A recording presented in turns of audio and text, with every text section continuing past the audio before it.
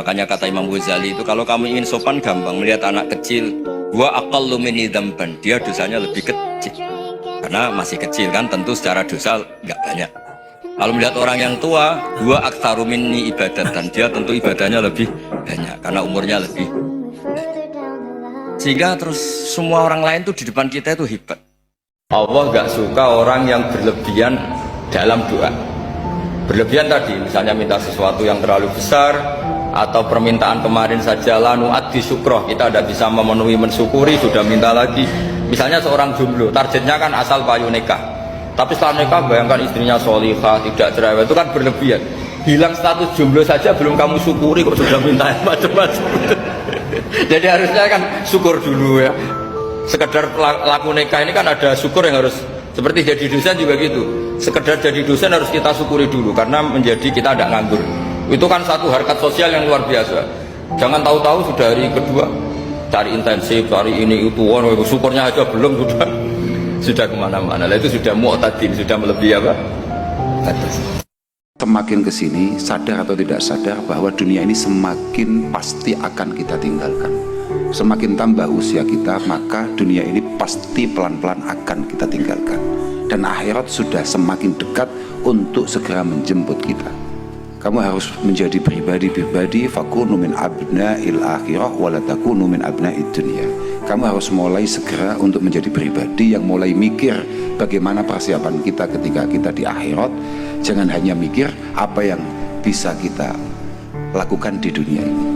Fa innal yauma amalun wala hisab wa ghadan hisabun wala amal. Karena hari ini kesempatan kita untuk memperbanyak amal, dan memang tidak ada hitungannya di sini, kita bebas melakukan apa saja. Tapi ingat, besok di akhirat adanya hanya perhitungan amal, adanya hanya pertanggungjawaban, dan kemudian kita sudah tidak bisa ngapa-ngapain lagi.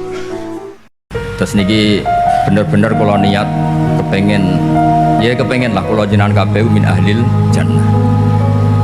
Sampeyan ora usah GR mesti mlebu swarga, tapi kudu yakin mlebu swarga. Kalau bolak-balik, kalau boleh dikatakan agak kumoluhur, bolak-balik fatwa. Mlebu neraka iku angel, sing gampang mlebu swarga.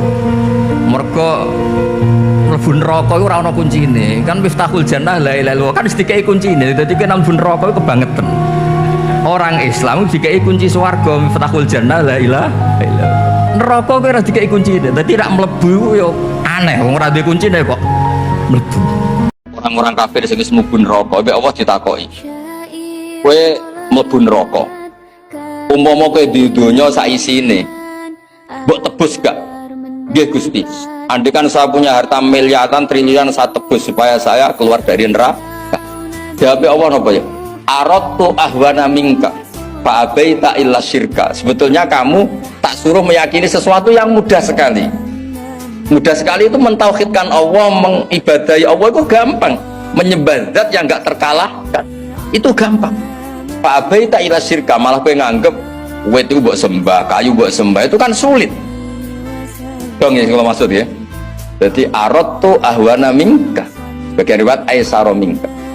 Jadi kamane aku nuntut kowe nglakoni barang sing gampang, yaitu menuhankan Allah Subhanahu, tapi fa abai tak ila syirka. Mulane iman itu sesuatu yang gampang. Yuridu.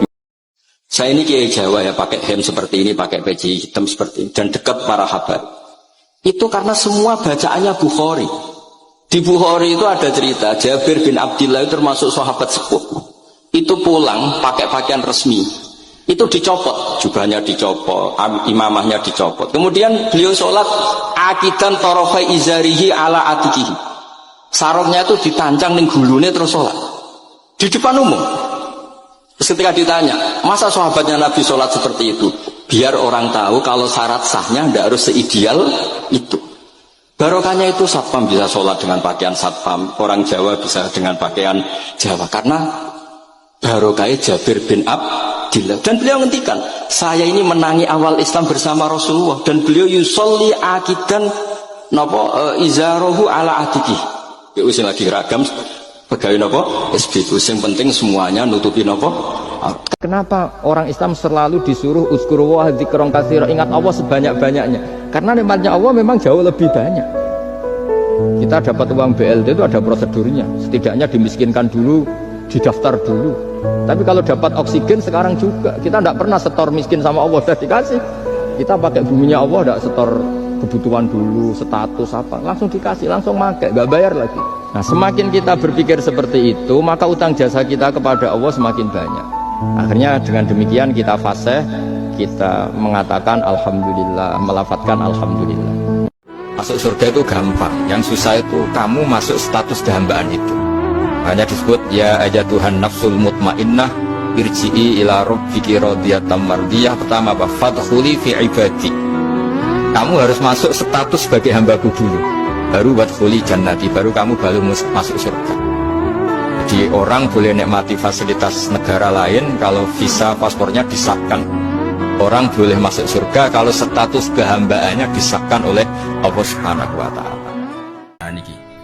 Kowe ora usah kuwatir dongamu iku ra mandi. Ketika ihdinas siratal mustaqim Allah ngendikan hadali abdi. Itu hak kamu mendapat siratal mustaqim wali abdi masalah, dan kamu akan saya kasih apa yang kamu minta. Mulane kiai sing pede koyo kula, wis kita mungkin sering lakoni salah, wis tapi kowe kudu yakin, hakul yakin ketika ihdinas siratal mustaqim Allah wis janji hadali abdi wali abdi masalah. Kowe ora usah mama. Mau nyatani zaman akhir, bawa letengin di zaman akhir nyatani ijek gong muslim ngalor ngidul. Ku nara hidayate pangeran ra iso, yakin ra iso. Wong blodor akeh, judi akeh, maksiat akeh, nang kowe nggo sohe muslim ngalor ngidul.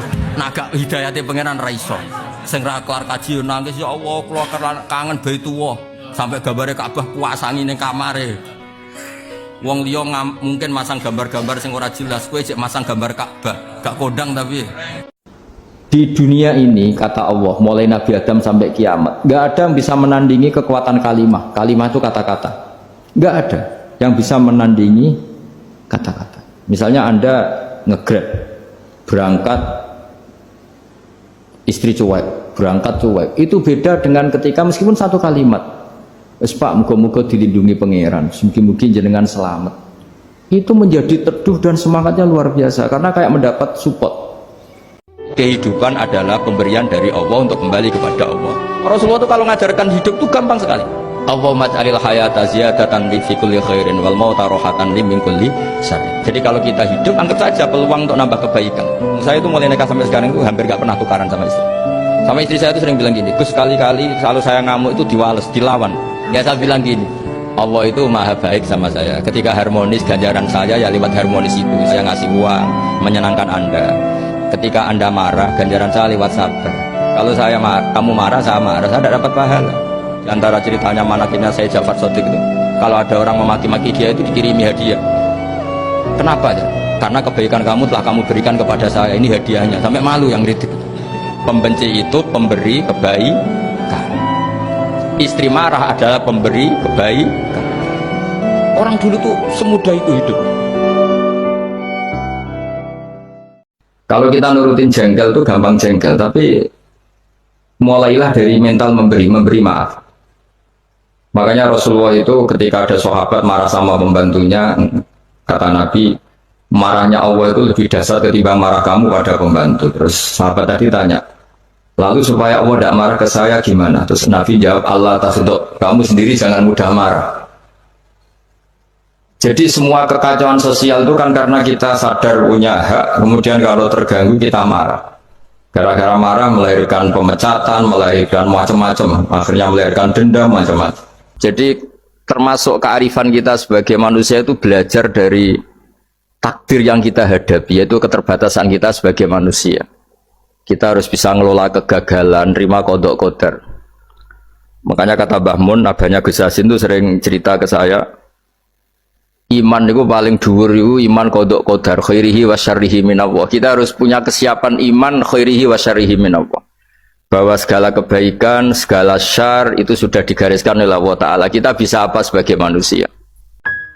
Makanya dalam sebuah ayat disebutkan masuk surga itu gampang, yang susah itu kamu masuk status kehambaan itu. Makanya disebut ya aja Tuhan nafsul mutmainnah irji'i ila rabbiki radiyatan mardiyah. Pertama apa? Fadkhuli fi ibadi. Kamu harus masuk status sebagai hambaku dulu, baru wadkhuli jannati, baru kamu masuk surga.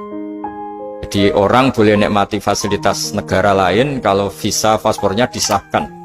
Orang boleh masuk surga kalau status kehambaannya disahkan oleh Allah Subhanahu wa ta'ala. Nah, lalu status kehambaan itu dimulai dari mana? Secara fisik kita sujud. Anggota tubuh yang begitu terhormat, namanya kepala, kita tundukkan kepada Allah ta'ala.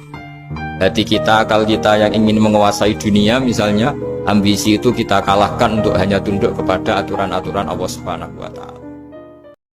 Terus niki bener-bener kalau niat kepengen lah kalau jenengan kabeh min ahlil jannah. Sampeyan ora usah GR mesti mlebu swarga, tapi kudu yakin mlebu swarga. Kalau bolak-balik, kalau boleh dikatakan agak kumo luhur, bolak-balik fatwa. Mlebu neraka iku angel, sing gampang mlebu swarga. Mergo mlebu neraka iku ora ana kuncine. Kan miftahul jannah la ilaha illallah, kan dikai kuncine. Dadi nek mlebu neraka iku kebangetan. Orang Islam dikai kunci swarga, miftahul jannah la ilaha illallah. Neraka kowe ora dikai kuncine. Dadi nek mlebu yo aneh, wong ora duwe kuncine kok mlebu. Orang tawasul sama nabi, sama wali, sama habaib itu tidak syirik, itu kan tetap Allah itu punya kekuasaan mutlak. Kita ini butuh orang dekat, bukan mensetarakan orang dekat ini sama Allah Subhanahu wa ta'ala. Itu jelas tidak ada orang Islam yang punya perasaan ada kekuatan lain setara dengan kekuatannya Allah Subhanahu wa ta'ala. Sekali-kali manusia itu harus menanggalkan akal. Sekali Anda pakai akal, maka Anda akan ingkar dengan nasa maksud. Nasa manusia itu hukum yang direvisi, yang dibatalkan. Makanya orang Yahudi, lagi-lagi pinternya orang Yahudi, merovokasi orang-orang yang Islamnya belum kuat, diprovokasi gini. Lihat itu Muhammad, dia kebingungan cara beragama, kadang bilang A, besok bilang B. Jadi nasa manusia dianggap satu bentuk kebingungan, gak kurang ajar. Akhirnya sebagian orang yang murtad. Makanya nasa manusia itu satu peristiwa yang menjadikan banyak orang murtad, karena diprovokasi orang Yahudi bahwa itu bentuk kebingungan Muhammad. Setiap doa istighfar itu tetap harus dibarengi hamdalah. Abu ulaka bini amatika alaih. Wonten tiyang sering dimarahi bojone, wamu bojone terus. Niku marine tak kandhani kula ya. Kula di bojoku diamuki terus. Setidaknya kamu punya istri ku nunjukno nek aku iku payu, iku stop. Terus nomor loro bojomu ijek waras, tepat sasaran. Ora ngamuki tangga malah piye. Terus tapi bojoku njaluk duit terus, ya kon njaluk wong lanang yo aja lho Gus. Akhirnya terus apik. Jadi sebetulnya hidup itu sederhana. Anda bisa mencintai Nabi dengan cara yang lain. Jadi sebetulnya Anda harus mencintai Nabi ala NU Maulidan ya. Misalnya ada orang mencintai Nabi dengan cara sedekah, sedekah itu filun Nabi. Ada yang suka meniru Nabi itu, gak suka ngeliat perempuan-perempuan yang gak halal, itu juga filun. Apapun kebaikan itu kan bebas tuh. Gak usah memaksa orang lain cara mencintai Nabi kayak kamu itu gak perlu. Film Nabi itu banyak. Tapi yang jelas ketika Nabi ditanya, kenapa engkau suka puasa hari Senin? Karena dari itu saya. Artinya gini, mengenang satu peristiwa dengan penanggalan yang terulang itu boleh.